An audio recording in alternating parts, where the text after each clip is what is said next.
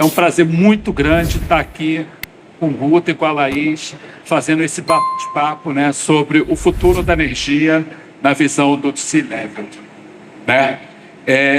A gente sabe, né, que o futuro da energia é um assunto muito discutido desde 2015, no Acordo de Paris, né, onde foram estabelecidas metas agressivas para que os países cumpram e reduzam a emissão de gases do efeito estufa, né?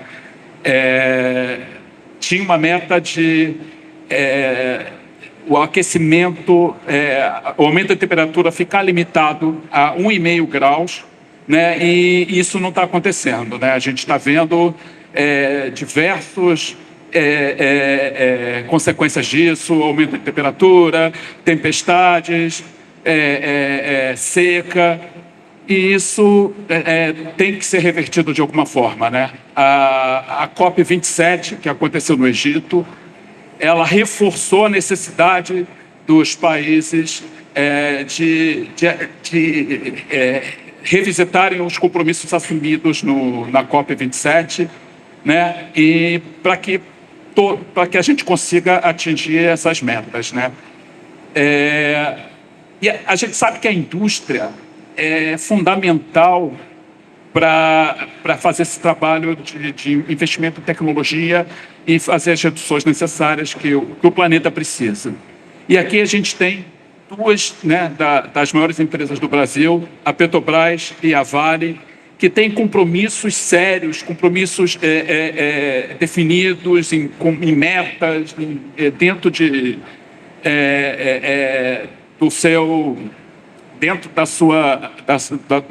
do que está estabelecido pela empresa com a imprensa, nos meios de comunicação, né?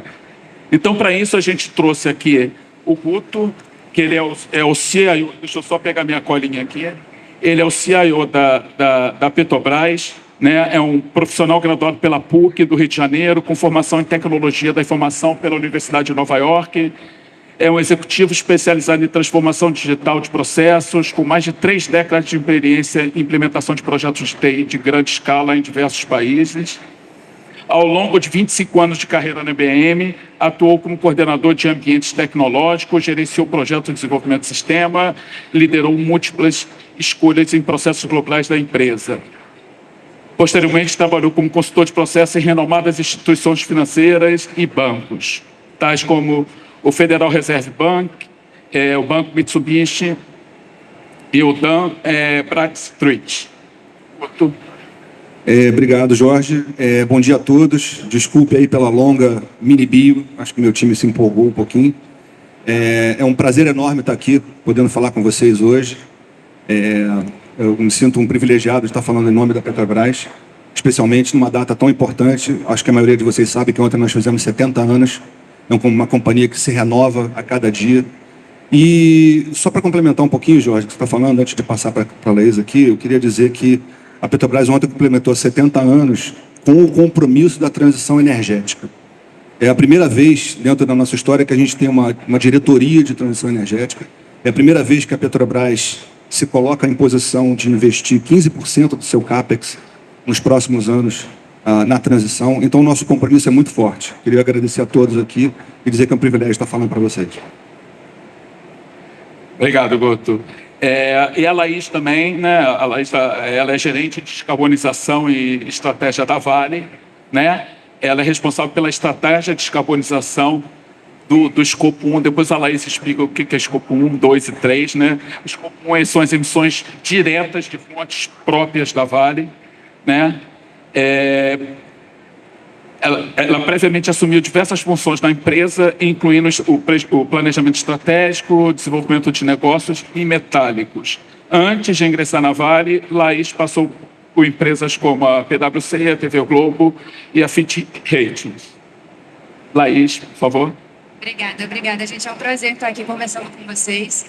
E eu fico muito feliz de ver o quanto esse tema de descarbonização está inserido nesse contexto de inovação, né? Então, eu fico muito feliz quando eu posso vir num evento de inovação desse tamanho para falar sobre descarbonização, que é um tema tão importante aí para a gente, né? Para a sociedade como um todo. Legal, Laís. Para começar nosso bate-papo, vou fazer uma pergunta para os dois, uma pergunta que acho que todo mundo quer fazer. Qual é a sua visão sobre o futuro da energia? Posso começar? Assim, na minha visão, a energia, a gente tem que pensar em energia não só como consumo de energia elétrica, mas como vetor de todo o processo de descarbonização. Quando a gente pensa em energia, a gente fala muito de energia elétrica, mas energia elétrica renovável hoje é base para a gente produzir o hidrogênio verde, para a gente produzir a amônia verde, para a gente produzir alguns tipos de biocombustíveis, como o HVO, por exemplo. Pensando um pouquinho mais aqui na minha caixinha, né, de mineração, siderurgia, a energia renovável é extremamente importante para a produção do aço verde. E eu acho que a gente tem que pensar em energia de forma global e de forma regional.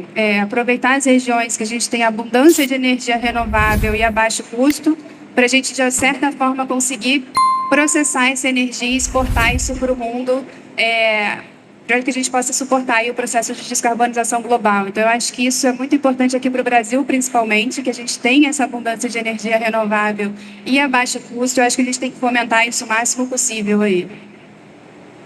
Couto, e a sua visão? Jorge, eu tenho 2 filhos, pretendo ter alguns netos no futuro, e eu gostaria de deixar para eles um mundo melhor, né? Um mundo mais descarbonizado, um mundo com uma matriz energética mais limpa, mais eficiente, mais verde. E eu acho que a gente tem algumas boas novas nesse sentido, né? A nível Brasil, o Brasil já é um país que tem uma matriz energética relativamente limpa. A gente tem muito uso de hidrelétrica, a gente tem um etanol misturado na gasolina que diminui o nível de emissão do país. E a gente tem a Petrobras, que é a líder mundial na reinserção de CO2 nos poços. A gente reinjeta mais ou menos, para vocês terem uma ideia, são 80 milhões de toneladas por ano de novo nos poços. Essa quantidade de gás estaria na atmosfera. Isso faz parte, como a Thaís aqui estava falando, do escopo 1, né, que é a atividade básica da companhia, que é explorar petróleo. Isso estaria indo para a atmosfera e a gente consegue rejeitar tudo isso de volta. Então, o Brasil está bem posicionado nesse aspecto da transição energética, só que a gente começou um pouco atrás. Eu vou falar um pouquinho dos desafios, né, agora que a gente tem pela frente. Eu estou nesse setor há pouco tempo. Eu estou na Petrobras tem mais ou menos 9 meses. E se você me perguntasse 9 meses atrás o que a gente tinha que fazer, eu ia falar assim, olha, vamos botar um monte de catavento aqui, vamos na direção da transição energética total. Só que, infelizmente, isso não é possível. Hoje eu tenho a visão de que isso é muito caro para início de conversa. Né? Quando a gente está olhando para um aerogerador daquele tipo ali, que está no stand da Eletrobras, uma máquina dessas, em geral, custa dezenas de milhões de dólares. Uma delas, né? Então, para você fazer um parque eólico grande, é um investimento muito grande. Além disso, um outro desafio que existe na parte de transição energética é a questão técnica. Por natureza, não tem a mesma disponibilidade do combustível fóssil. Então, o petróleo está sempre lá para a gente. Você coloca no seu carro, o petróleo está sempre onde você quer ir. A energia eólica, por exemplo, quando não tem vento, você diminui a tua capacidade de gerar essa energia. Quando não tem sol, a solar também diminui. Então, tem que haver uma orquestração muito grande disso. Então, não é simples tecnologicamente. Esse é o ponto número 2. E o ponto número 3 é que mesmo a transição energética enfrenta desafios ambientais. Quando eu coloco um aerogerador daquele ali, ele geralmente está numa rota de ventos que é estável e que também é usada por aves migratórias.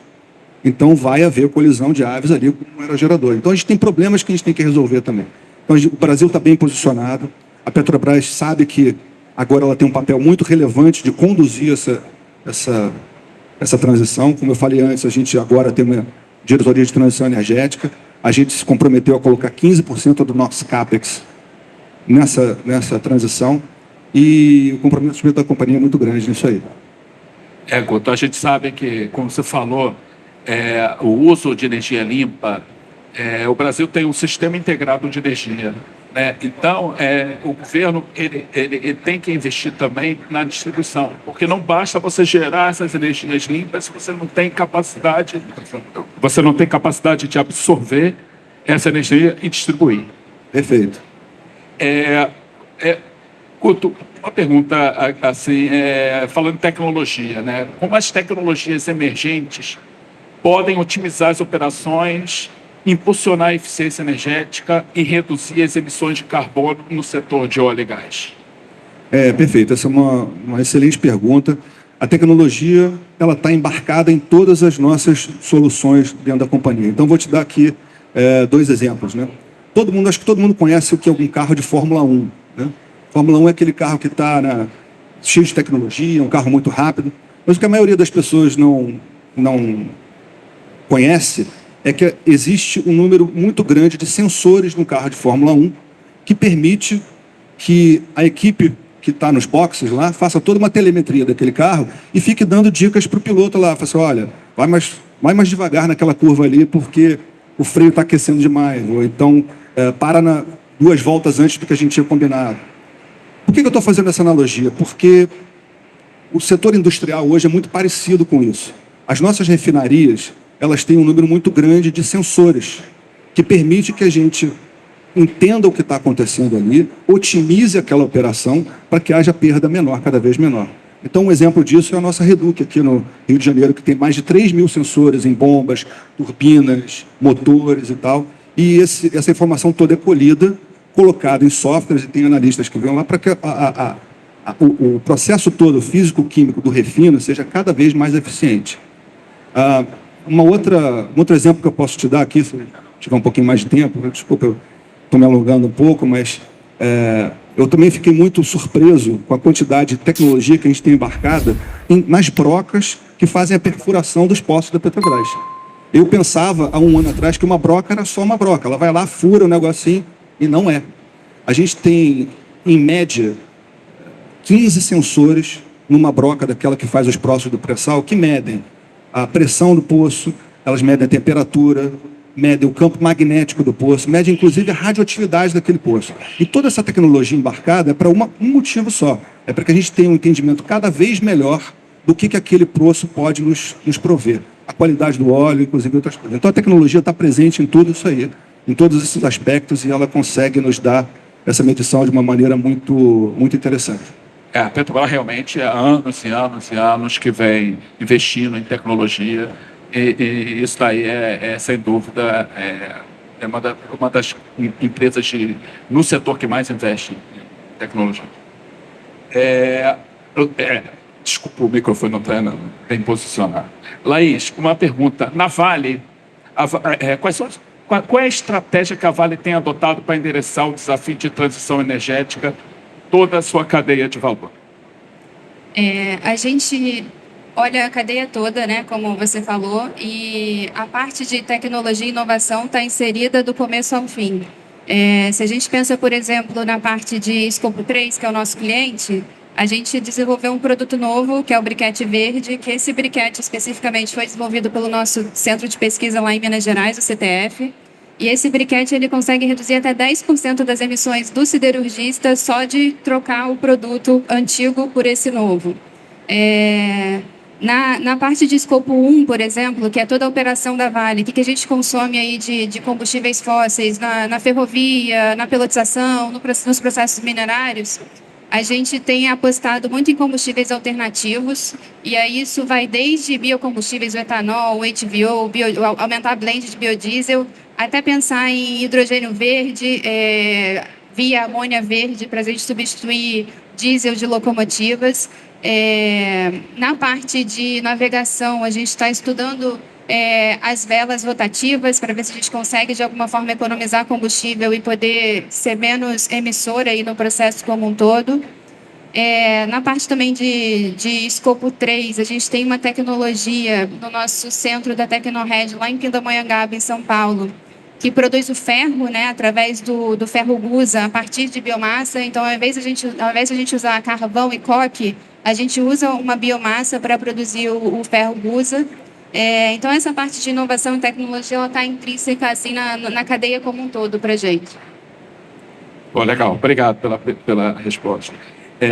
A gente fica assim, muito orgulhoso, né, de escutar o que a Petrobras e a Vale, uma das maiores empresas do país, estão fazendo, né, nesse setor, né, de eficiência energética.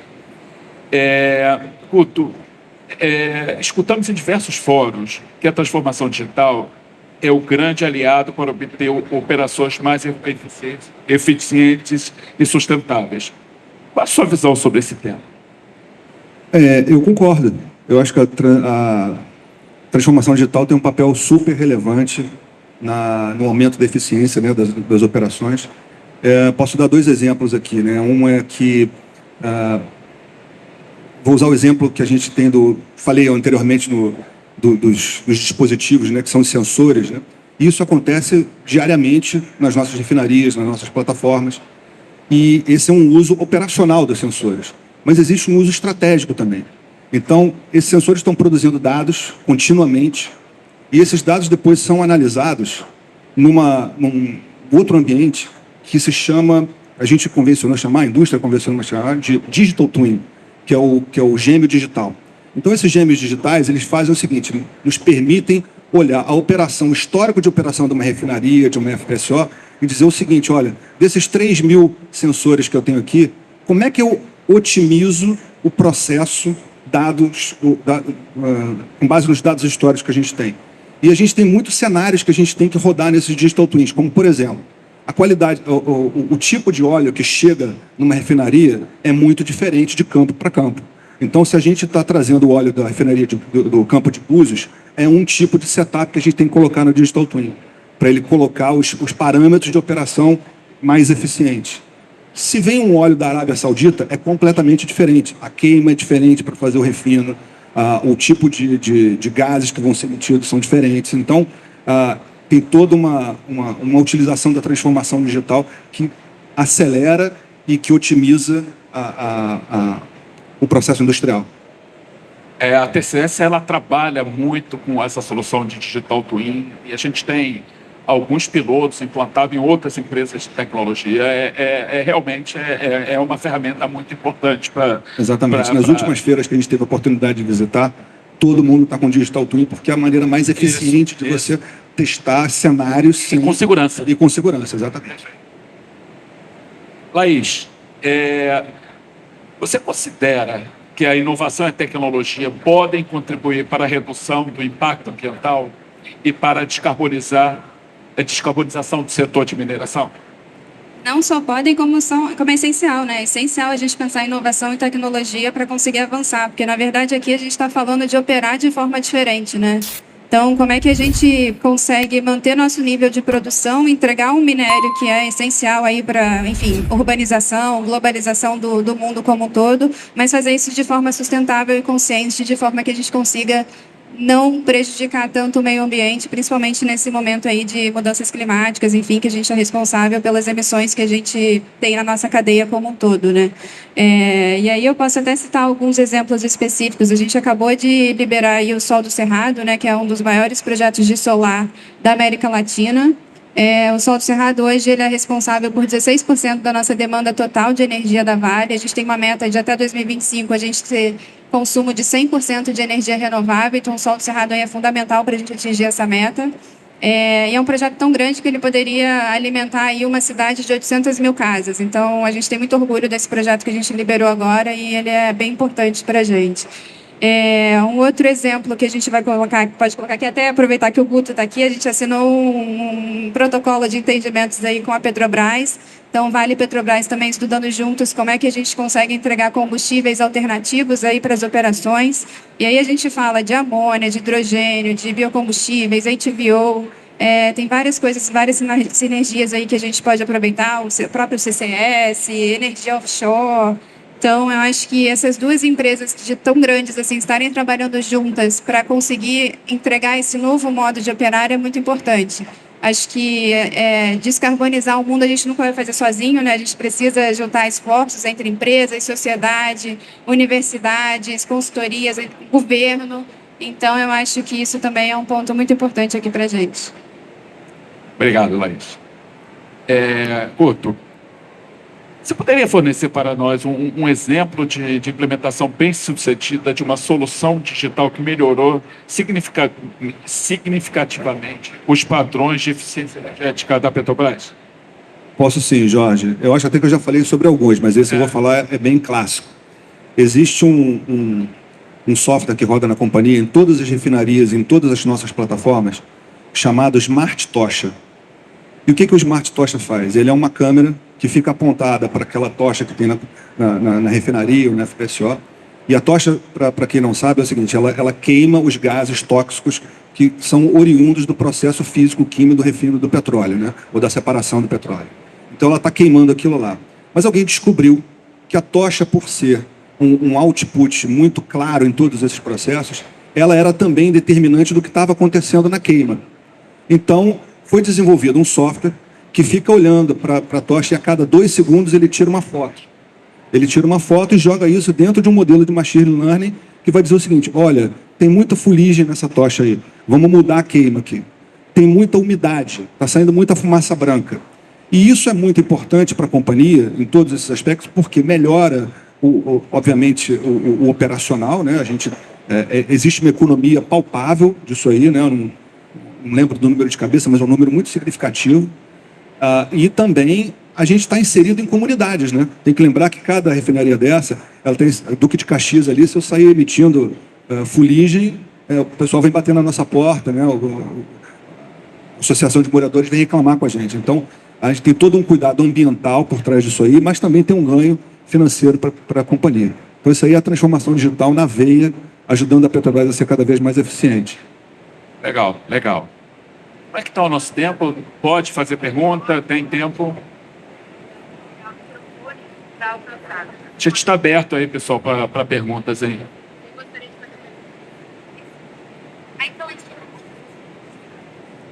Ali, ó.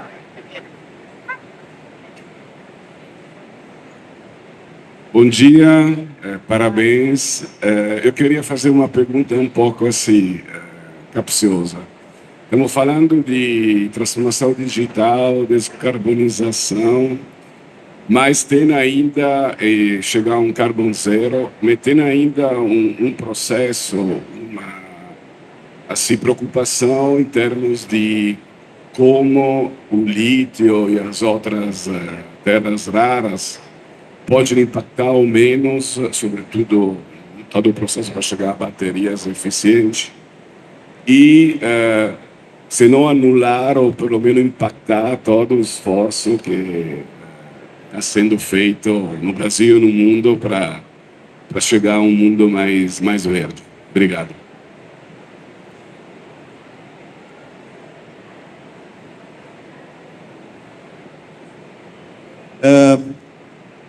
Acho que a pergunta é muito boa. A pergunta é boa, mas eu vou dizer para você o seguinte, tá? Eu não tenho subsídios para te responder essa pergunta no sentido de que... Ninguém tem. Pois é.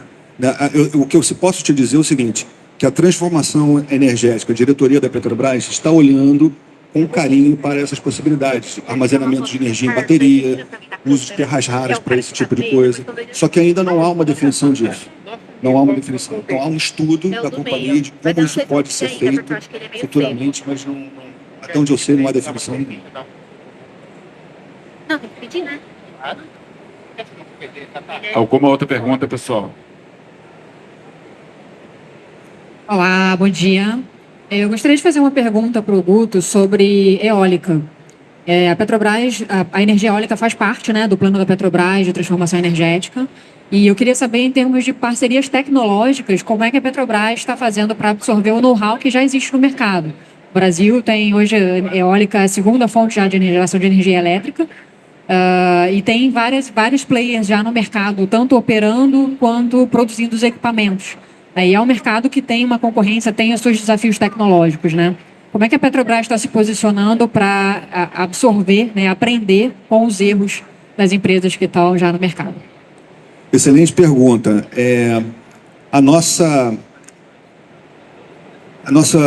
estratégia eólica é muito baseada no que... Deixa eu refrasear aqui o que eu ia dizer. Não sei se você sabe, mas o nosso presidente foi o pioneiro da energia eólica no Brasil. né? Ele foi subsecretário de Energia do Rio Grande do Norte e foi ele que introduziu as eólicas no Rio Grande do Norte. Então ele tem um conhecimento muito grande e um apreço muito significativo pelas eólicas. Inclusive a lei das eólicas offshore do Brasil, que já foi aprovada no Senado e ainda não foi aprovada no Congresso, é de autoria dele, o Jean Paul Prats. Tendo dito isso, eu vou tentar responder a tua pergunta mais tecnicamente que eu posso. Eu sei de pelo menos dois acordos bilaterais, 2 MOUs que a Petrobras firmou. Uma foi com a WEG, aqui no Brasil, para a criação de nacelles, das pás e tudo mais, e teve um outro na China com a Goldwind. Então, nós estamos muito preocupados, sim, em aprender. Inclusive, houve uma visita técnica na China, né, a fábrica da Goldwind, da qual eu participei. Há uma preocupação muito grande em entender o que pode ser trazido para cá e na parceria também que a gente já tem com os players nacionais, né?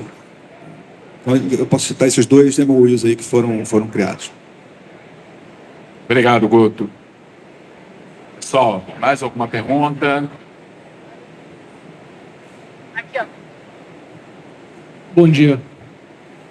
Queria fazer uma pergunta para a Laís. Entender o seguinte, Laís, na Vale, a gente sabe, né, que essa jornada da energia e da operação mais limpa, né, passa pela mão de quem está operando lá na ponta.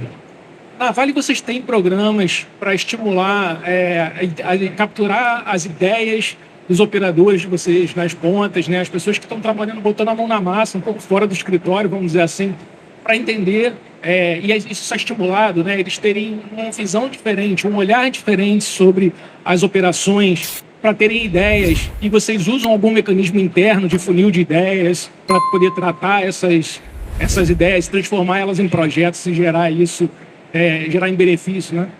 Não, a gente tem sim.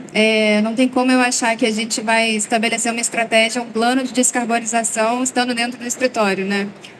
Então, eu estou sempre nas operações e tem ajudado bastante, porque por mais que a gente consiga ter uma visão mais ampla de fora, de desenvolvimento tecnológico, enfim, de consultorias, quando a gente chega na operação, a gente tem um olhar sempre diferente, né? E já aconteceu algumas vezes de chegar lá e as próprias pessoas da operação sinalizarem, olha, acho legal a ideia, mas a gente tem que ir por esse caminho aqui de um pouco diferente, com outro olhar, porque assim não vai funcionar. Então, isso aí é fundamental, a gente tem que fazer sempre mesmo. A gente tem um funil também de ideias, a gente passa pela metodologia lá de TRL. Então, a gente tem uma área focada em desenvolvimento tecnológico, a gente tem uma área focada em implementação de piloto, né, que é quando a gente vai fazer algum teste dentro da Vale, qualquer coisa que a gente vai fazer na Vale é muito grande. Então, a gente precisa ter um foco específico num piloto operacional. E aí, só depois de todo esse processo que aí a gente passa para, de fato, ter um plano concreto de como é que a gente atinge nossas metas, né? A gente tem uma meta intermediária para 2030 e neutralidade de carbono em 2050. Então, sim. Obrigado, Laís. Bom dia, Guto. Bom dia, Laís. A gente está numa feira de inovação, né? Então, esse é um ponto que eu acho que é fundamental para desenvolver tecnologia, desenvolver soluções. Hoje, assim, uma visão de quem provê serviços para o mercado, uma dúvida que eu tenho é como é que a gente consegue fomentar mais inovação dentro dessas empresas, considerando algumas restrições. A licitação, no caso da Petrobras, forma de contratação, no caso da Vale. O que pode ser feito para a gente aproveitar esse universo de gente que tem aqui, cheio de ideias, cheio de energia, para fazer as coisas acontecerem mais rápido? Eu acho que essa pergunta é tanto para o Guto quanto para a Laís, né? Exatamente, para os dois. Tá, eu posso dizer para você o seguinte, Alan, que a Petrobras, a nível de inovação, a companhia tem sido, há mais de 10 anos, a líder brasileira na criação de patentes e tal. A gente tem o CEMPES, que é o maior centro de pesquisa da América Latina, para quem não sabe. Então, a Petrobras é sempre muito focada na parte de inovação. Um desafio que é constante para a gente é como é que a gente faz essa inovação que geralmente acontece na startup, na pequena empresa, chegar na Petrobras, que é uma empresa muito grande. E para isso existe um mecanismo chamado motor de inovação do CEMPES, que é um mecanismo que conecta as universidades e as pequenas empresas com os desafios tecnológicos que o CEMPES tem. Então é sempre no sentido do seguinte, olha, a gente não está olhando o mercado e procurando uma tecnologia legal. É o contrário, a gente tem um problema, tem uma dor real que acontece no campo industrial e tal, e a gente vira para o mercado e fala o seguinte, aliás, a nível de codificação é a mesma coisa, tá? Então a gente lança esse desafio no motor de inovação e tem os vários ecossistemas que vão lá e plugam nesse desafio. Eu acho que a gente tem que fazer é divulgar um pouco mais isso. A gente tem que divulgar e fazer com que isso seja um pouco mais rápido. E esse é um compromisso que a companhia tem, e você pode ter certeza que a gente vai estar trabalhando nisso diligentemente aí no futuro mais curto. Goto, só para complementar, o que o CEMPES investe em inovação é maior que a receita de uma quantidade enorme de empresas que tem no Brasil. O volume de investimento da Petrobras em inovação junto ao CEMPES é absurdo. Eu não tenho valor de cabeça, mas é um valor muito grande mesmo. Não, eu concordo 100% e eu acho que a gente precisa muito fazer isso em parceria, porque está todo mundo aprendendo como operar nesse novo contexto, né? Então, a gente conseguir mapear nossas dores e ir atrás de parceiros que possam trazer essa visão diferenciada para a gente, essa visão de inovação, e vai ser uma pessoa que vai estar fora ali do nosso dia a dia, que vai conseguir olhar de fora e trazer inovação para a gente. Então, a gente tem também uma área específica focada em mapear startups, por exemplo, que possam trazer algumas soluções interessantes para a gente. Além dos nossos centros de pesquisa aí que eu comentei, né? O CTF lá em Minas, a gente tem o Tecnored lá em São Paulo, então isso aí, essas parcerias são fundamentais. Temos tempo para mais uma pergunta.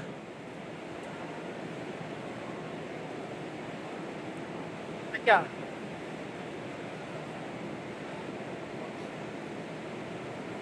Boa tarde, bom dia, quer dizer, uma das dificuldades grandes que as empresas têm enfrentado para a implantação de novas tecnologias, principalmente na área de geração de energia, por exemplo, tem sido a regulamentação. Como é que empresas do porte da Petrobras e da Vale, que são as duas maiores empresas do país, podem influenciar na aprovação de uma regulamentação que seja inclusiva e que permita um incentivo, um ambiente de negócio favorável para que outros players e a própria Petrobras e Vale consigam viabilizar seus investimentos? Se eu entendi direito, a pergunta sobre regulamentação, né? Eu acho que esse é um desafio que não é só pertinente à Petrobras, é todo um ecossistema que tem por trás disso. Eu vou só te dar um exemplo do que, quando a gente está falando de regulamentação, o que acontece. Esse ano foi criado um comitê, se não me engano, um comitê federal sobre segurança da informação.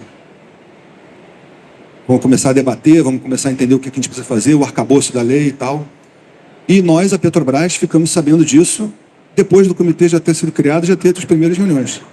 Ou seja, não houve a divulgação nem para os grandes players de que isso estaria acontecendo.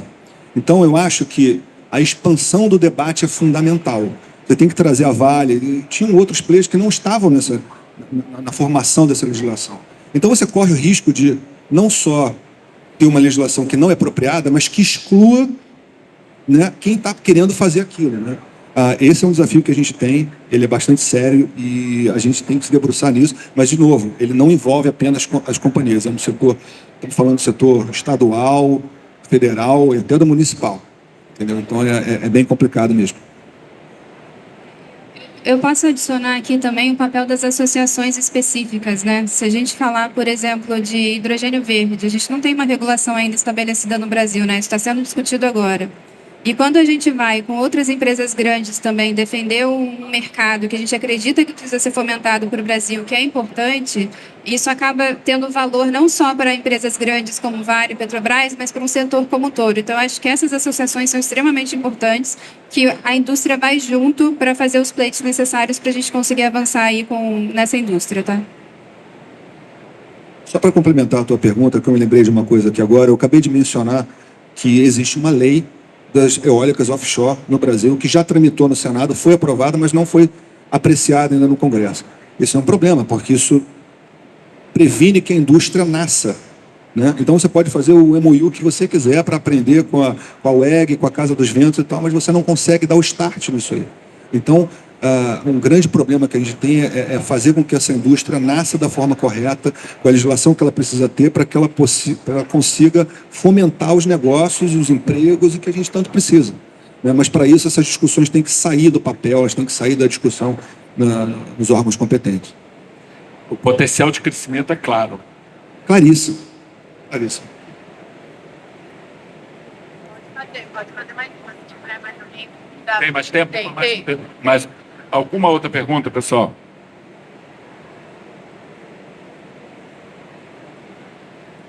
Bom, pessoal, vamos para as considerações finais. Guto, Laís. Quer começar, Laís? Eu quero só agradecer. Eu acho que foi muito interessante a gente poder vir aqui e falar um pouquinho sobre esse processo de descarbonização com vocês. Me coloco à disposição aí. Meu nome está ali, meu contato. Se alguém quiser me procurar para bater um papo mais tarde, estou à disposição.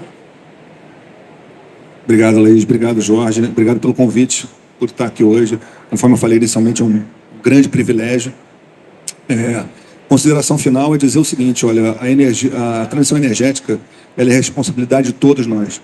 Porque a gente estava falando aqui não só nas atitudes que a gente tem como consumidores, né, mas também como cidadãos a gente tem que pressionar para que essa legislação saia, para que a gente possa acelerar o processo da transição energética, que é muito importante e fundamental para todos nós. E assim como a Laís, eu estou aqui disponível para conversar com quem quiser entrar em contato, saber um pouquinho mais do que a Petrobras está fazendo. Vai ser uma alegria a gente poder conversar. Obrigado, Laís. Obrigado, Guto. Acho que esse painel foi legal, entendeu? Isso mostra o comprometimento tanto da Petrobras como da Vale, a TCS também, que é uma empresa de consultoria de tecnologia, uma empresa comprometida com a sustentabilidade, é uma empresa que trabalha investindo em tecnologia para desenvolvimento sustentável. E eu queria agradecer a presença de todos nesse painel. E vamos aproveitar a feira aí, que ela está muito legal e tem bastante inovação para a gente discutir aí. Obrigado, Obrigado, pessoal. gente. Obrigado.